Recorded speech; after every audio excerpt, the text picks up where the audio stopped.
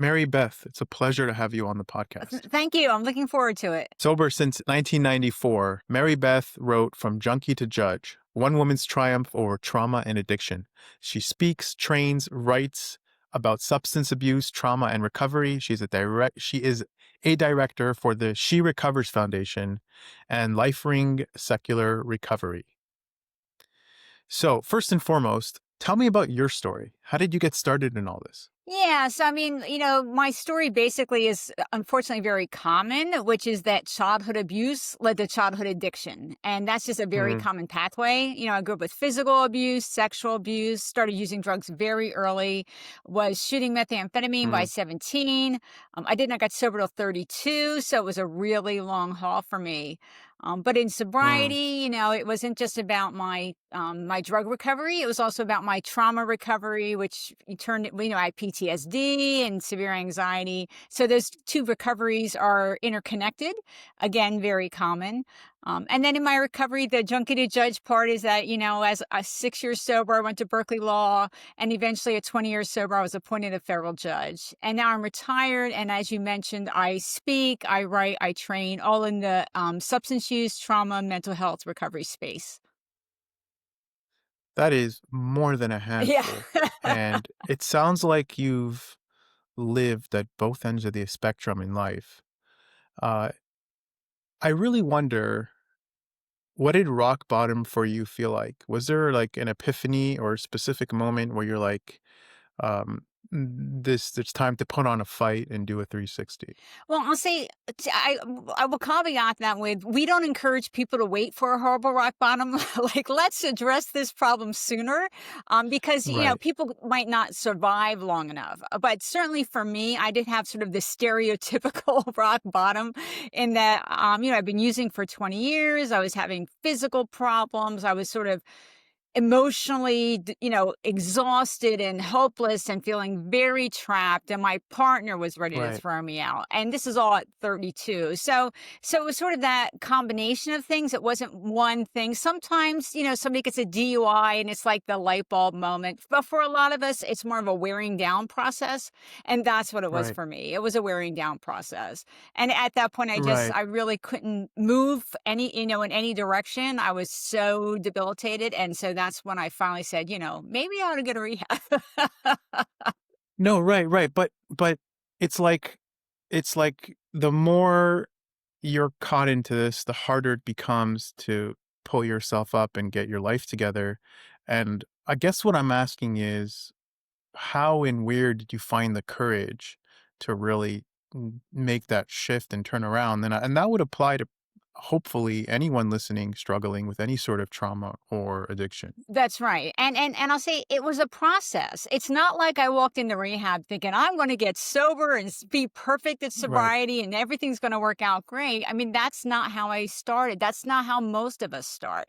I started thinking, maybe I ought to try this. Maybe I can figure out how to do better. Maybe not even stop using, because I didn't think that was possible, but find a way to not be this bad, to not have my life be this chaotic, to not be using at this level. And I knew Mm, that the trauma was underneath it. And I thought, maybe I can start to work on that. So it wasn't like I walked in there feeling strong and powerful and courageous. It was that I went in there feeling very exhausted and thinking that this was sort of like a shot, a slight shot in my mind, but a shot at trying to build a positive life and get out of this hole, dig myself out.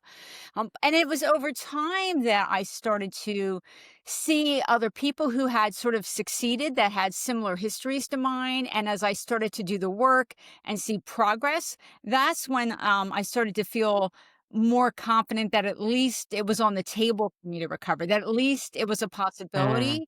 And then that sort of hope helped me do the hard work of early recovery. And over time, I got more and more confident. And over time, my foundation got stronger and stronger through a lot of different types of effort, but a lot of work. Amazing. So, Mary Beth, someone listening to this, suffering with trauma, with abuse, with addiction, what would be the first piece of advice you'd give to them to help them turn their life around for the better? Yeah, I mean, I think part of it is really thinking about what you might need. So for example, if people have trauma, they often have post-traumatic stress disorder. They often have anxiety or depression or other things going on. And so part of it is to sort of think about the whole picture and not just try to work on one side of it or the other. It's much more effective to address everything from the beginning. You're going to have a better chance Mm, of success. If you have a substance problem and another mental health disorder, you need to address both. And so that can really be about mm, finding the right treatment provider. Not everybody has to go inpatient treatment like I did. Sometimes you can find a good therapist who has expertise in addiction and trauma. There's outpatient programs. There are support groups like She Recovers is not just for substance recovery, but also for trauma recovery and mental health. And so it's sort of like looking at where is the problem and seeing what resources you can access to try to get the help that you think you need. right. So when you mention multiple pathways to recovery, what does dual diagnosis mean, and how does that impact someone's recovery journey? Yeah, I mean new recognition, and I started my work in '94. I've been sober since '94, and today and I did what we would today call more individual recovery plan. In other words, for sobriety, there's 12 steps, which is like Alcoholics Anonymous and other anonymouses, but there are other programs on that side. You know, there's Life Ring Secular Recovery or She Recovers. There's sometimes people, as I mentioned, have a mental health disorder and an addiction. Addiction, by the way, is a mental health disorder. It's Right. called substance use disorder. It is a mental health disorder, but dual diagnosis means you have more than one that you need to work on. Some people may need to work on things that are physical as well. Some people may want to do meditation or yoga or some kind Mm, of mindfulness. Some people are more focused on support groups. Others want to work with a therapist, or some people need medication. So it's really multiple pathways is really the idea that there's no right approach that will work for everyone. It's really about sort of trying things out and seeing what fits you and seeing what it makes is most comfortable and seems most effective and doing that. And also, sometimes you have to adjust the plan over time. Usually, you have to adjust the plan over time. But it's also about those of us with long term recovery being humble and not thinking that because this way worked for me that you have to do it my way. You know, you don't have to do it my way. My way is a way for me to share what worked for you to consider, but it's right. not a template that you have to follow. Right. Sometimes when someone suffers from the issues that you're describing, it's not only seen as a problem for them, it can greatly affect the life of everyone around them. Now, what advice would you give to a family member or friend when someone they care about and someone they love is struggling from substance abuse? Yeah, that's a common question that I get. So I'll say this: a lot of people have heard about this tough love approach, or they see it on those intervention shows where people are told, "You're going to the Mm, treatment facility I picked for you, and you're going there today." Okay, those approaches they work for some people, but they don't work for most people. There is very poor data, supportive data for that. So the current evidence-based approach for friends and family is called CRAFTS, Community Reinforcement and Family Training. And there's a really excellent book that is readily mm, available, such as on Amazon, called Beyond Addiction, and it's based on craft techniques. And craft is more about positive reinforcement. It's more about not negative reinforcement, but positive. Noticing when when the person you love who's struggling makes any steps in a positive direction. Having honest conversations when you're not angry or frustrated to talk about, you know, what are the drugs doing for you? What could we try to find to meet that need in a different way? Are you interested in treatment? I mean, it can be helpful for the family to do some research and come back and say, here's some options for you to consider. That's a very different attitude than you're going here because I said so, you know. Right. Kraft also talks about the need of the friend or family member to take care of their own needs because it is a trauma on the family. It is a stress on the family. And so it's important that that you find support and help for yourself as well as for your loved one who's struggling with substances. Right. It's interesting you say that the tough love approach is there's evidence, it just doesn't really have a lot of evidence to support it. But I feel like that becomes the result of just despair and frustration, because a lot of times people do take the first approach of doing it in a loving and kind manner, and they see that doesn't work either, right? And it's not that the person doesn't want to improve, it's that they're imprisoned by their own mind, and it's a fight internally that's really hard for them to win alone. And the kind route doesn't work, the tough route doesn't work. So I appreciate you providing another perspective, because people can just find themselves oscillating between those two options, and it could be a false dichotomy, right? And it sounds like it is. Well, and you have to, I mean, you can't create a timetable for your loved one. There are things you can do to encourage them in the positive direction, but you're not going to be able to set the timetable. It just isn't going to be an effective approach.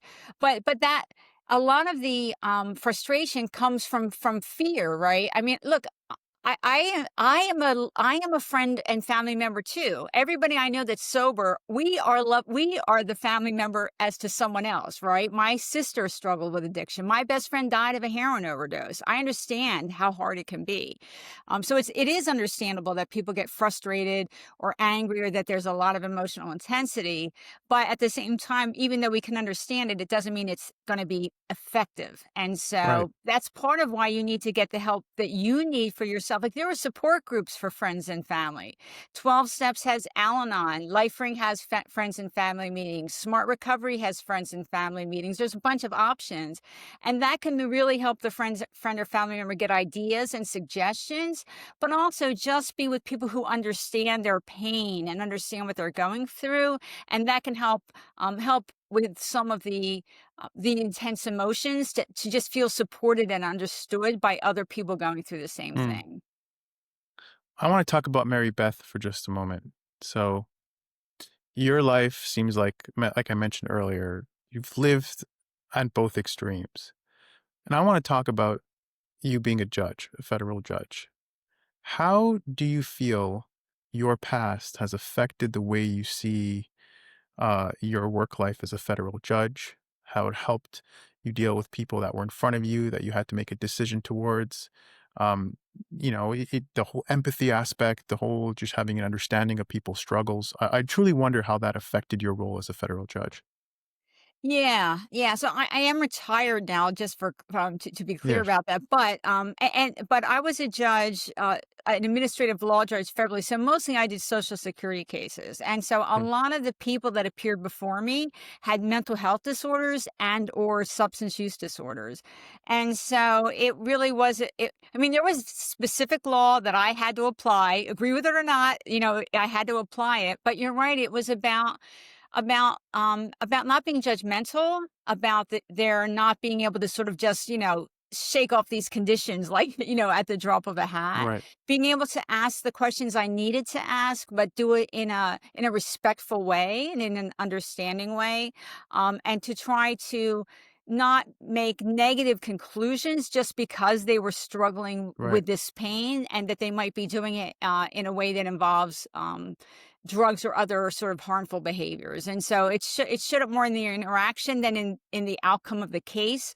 because the outcome of the case really was about what's the specific facts and the very clear law I had to apply about Of substance use. course. Yeah.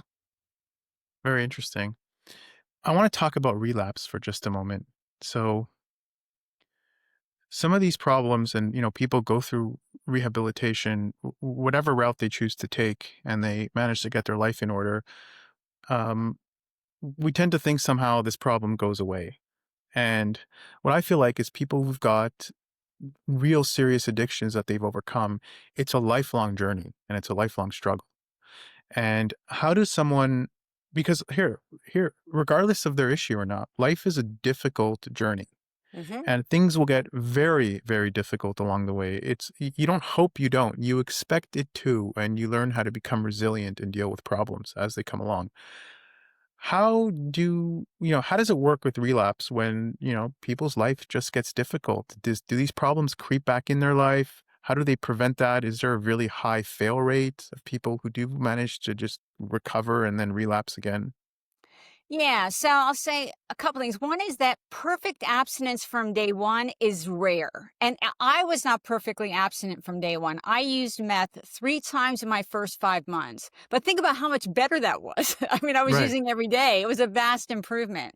And now I have 31 years of sobriety.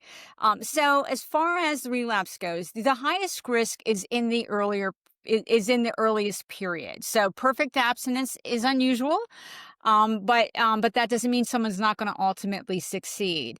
However, the data shows that the longer someone is sober, the less likely that they're going to have a Mm, relapse. And so, the lifelong thing, most people don't struggle for the rest of their life with a mm, substance use disorder. So, for example, for me, I'd say. By 18 months, I felt pretty solid. And certainly by 2.5 years, I felt very solid. And I've never really struggled with substances after that. But to get to that point, it's about not just being sober, but about being recovered. And mm. so, in order to get that kind of stability, you often have to deal with what's underneath the drug use. Because if you don't, you're going to have a much higher likelihood of relapse. So, are you dealing Interesting. with the trauma? Are you dealing with your bipolar disorder? Are you dealing with whatever else was underneath? And then the other side of that as well is that people sometimes need medication to stabilize them, like for alcohol and opioid use disorder, certainly for mental health. So, are people being medicated so that they're stabilized and have the best chance of success? But I know we hear all this terrible data, like only 10% of people recover or Right. something, but that's not true. That's really about each effort. In their lifetime, 75% of the people who have an addiction, a substance use disorder, under the official test, in the diagnostic manual, 75% will recover to the point that they no longer meet the criteria. And the other positive data point is that once somebody hits 5 years of continuous sobriety, they have an 85% chance of never relapsing again.